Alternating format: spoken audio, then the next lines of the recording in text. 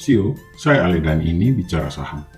Kali ini kita akan membahas emiten perusahaan makanan dan minuman yang terkemuka, yaitu PT Mayora Indah atau MYOR.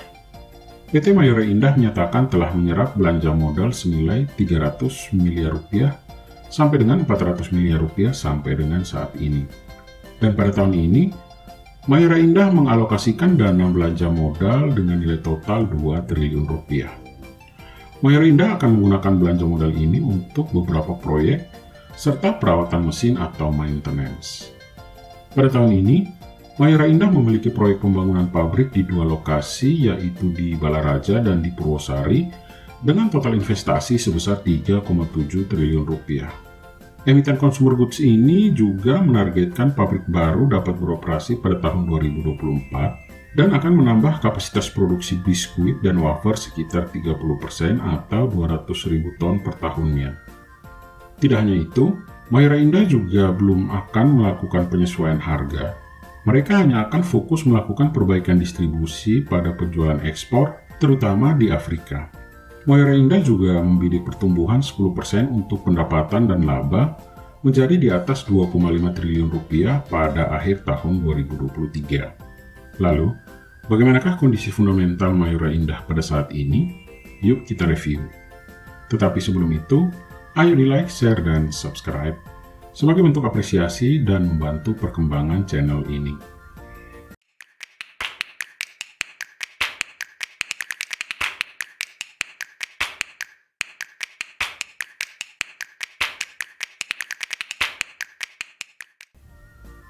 Mayora Indah melaporkan hasil keuangan yang mengesankan untuk kuartal pertama tahun 2023 dengan pertumbuhan pendapatan dan laba bersih yang melebihi ekspektasi pasar.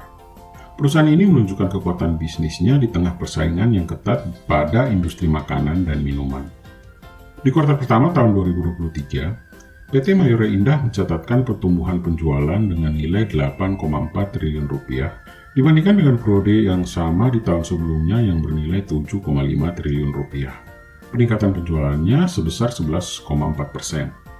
Kenaikan pendapatan ini didukung oleh peningkatan penjualan yang kuat, baik di pasar domestik dan ekspansi ke pasar internasional. Strategi pemasaran yang efektif dan portofolio produk yang beragam juga memberikan kontribusi positif terhadap pertumbuhan penjualan perusahaan. Selain itu, PT Mayora Indah juga berhasil meningkatkan laba di tahun berjalan yang dapat diatribusikan kepada pemilik entitas induk sebesar 137,6%, menjadi 727,2 miliar rupiah pada kuartal pertama tahun 2023 ini. Pada kuartal pertama tahun 2022, nilainya adalah 306 miliar rupiah. Hal ini menunjukkan efisiensi operasional yang baik dan kemampuan perusahaan dalam menghasilkan keuntungan yang lebih besar dari penjualan. Strategi inovasi produk PT Mayora Indah juga terbukti berhasil dalam menarik minat konsumen, terutama di kalangan anak muda. Beberapa produk baru yang diluncurkan oleh perusahaan mendapat sambutan positif dari pasar yang berkontribusi pada pertumbuhan pendapatan dan pangsa pasar yang lebih besar. PT Mayora Indah tercatat memiliki ekuitas sebesar 13,5 triliun rupiah pada kuartal pertama tahun 2023. Sedangkan pada Desember 2022, nilainya adalah 12,8 triliun rupiah.